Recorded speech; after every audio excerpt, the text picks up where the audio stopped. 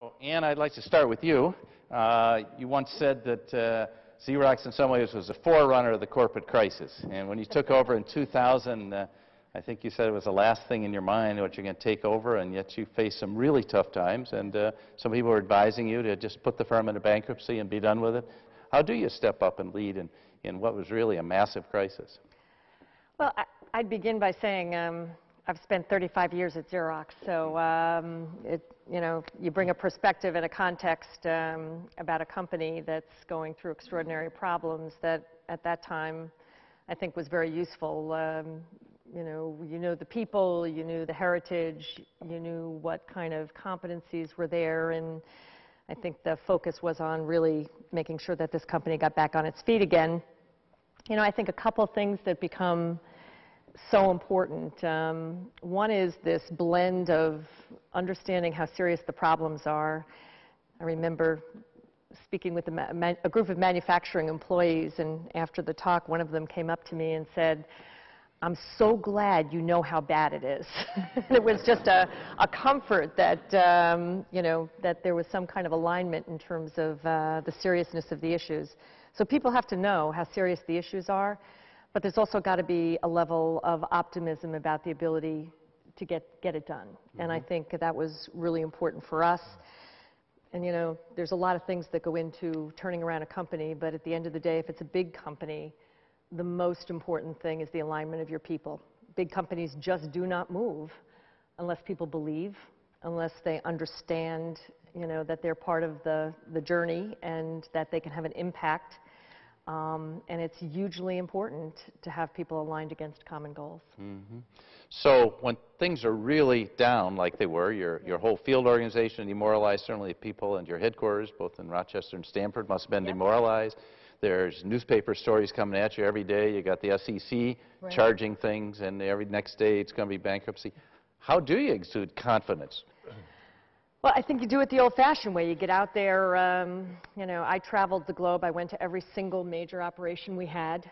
I think we were hesitant to get fixes too quickly. We needed to understand what the issues were. We needed to do it from the ground up. We needed to hear people talk about what had gone wrong, how we lost our focus on customers.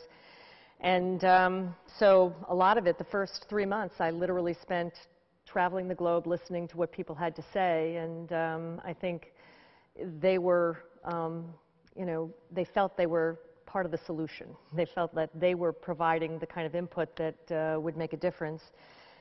And then really come up with a set of actions that people understand and can participate in, and start putting some points on the curve, because people need to see that the words are aligned with the actions. So we had to move quick. It's that opportunity side of the crisis. You can get things done a lot quicker than you can under normal circumstances. Well, just an observation. I think it's particularly interesting. Most CEOs I know would be running to Wall Street to convince them that everything is okay. You were running to the field, to your customers. Yeah. And I think you once said, "I'll go anywhere, anytime to save a customer." You even approached me. We were on a board together, and you said, "Why haven't been trying to do business with us?"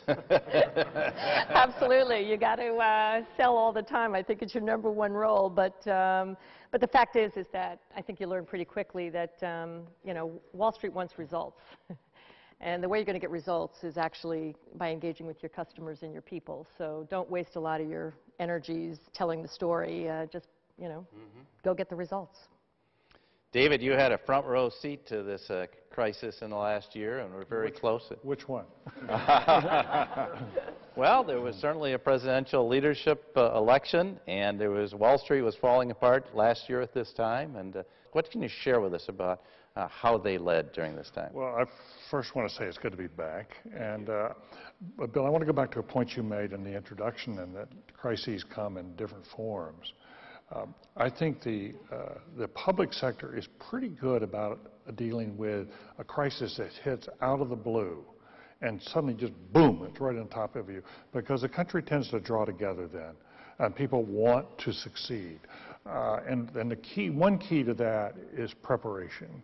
One of the reasons that Rudy Giuliani and the city of New York responded as well as they did to 9/11 was because they had practiced a great deal after coming out of the World Trade Center strike of a few years before that. They'd gone through a great deal of practice, and it allowed him not to be the hands-on leader, but to be the person out talking to the public and trying to help them understand what was happening. And it also mattered that Rudy Giuliani had a book by Churchill and about Churchill on his bedside, and he'd been reading a lot about Churchill in the war and how he had dealt with crisis, how he had bucked up the spirit of the British and given voice to the lion, in effect.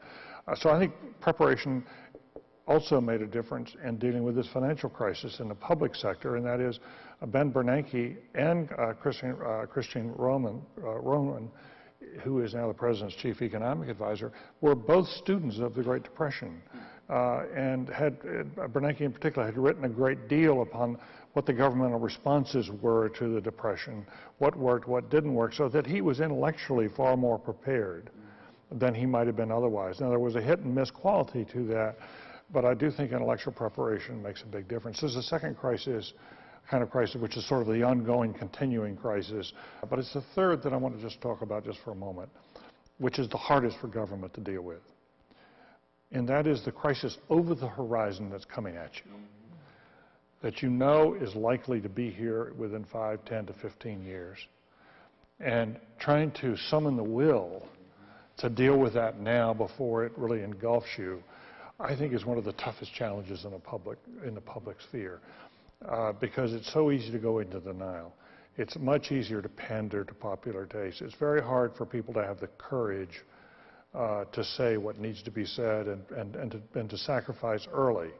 I don't know if this story is true, but I remember in 1984 when Walter Mondale was the nominee of the Democratic Party and believed that we were heading for a terrible fiscal situation and thought we had to raise taxes, and got into a huge argument with his own campaign team about whether he could tell the country that in a campaign. Right. And his campaign managers all argued, you can't say that, you're going to raise taxes. And he said, well, I've got to say that. And the story is told that he actually got to the steps of the podium at the Democratic Convention when he was going to go up and give his acceptance address. And Bob Beckel, his campaign manager, and he got into a fierce argument about whether he would say that in the speech he was about to give 10 minutes from then. And when he was going to say, I'm going to raise your taxes. And they got in this fierce argument, and Frisch just insisted he was going to go do it. And as he walked up the stairs, the story goes that Beckel lunged at him, grabbed the back of his suit, and tore his jacket. Now, I'm sure he can correct the record on that. It was a great story. And he said it. You said it. He said it, and he won 2 states. Yeah. And he won 2 states. Now, but if you think about, so much for courage, right? So Pete Peterson and others have been sounding the alarms in the night about the physical crisis is coming. The environmentalists have been trying to tell us about where we're heading on global warming if we don't head that off. You know far more about energy sitting on the Exxon board. We're heading toward a potential energy crisis again because we're not preparing in terms of supplies and demand. I think the big question hanging over the country right now is, can we do a better job of preparing for the future so it doesn't overwhelm us? That to me is how do you handle that crisis is the toughest question in politics.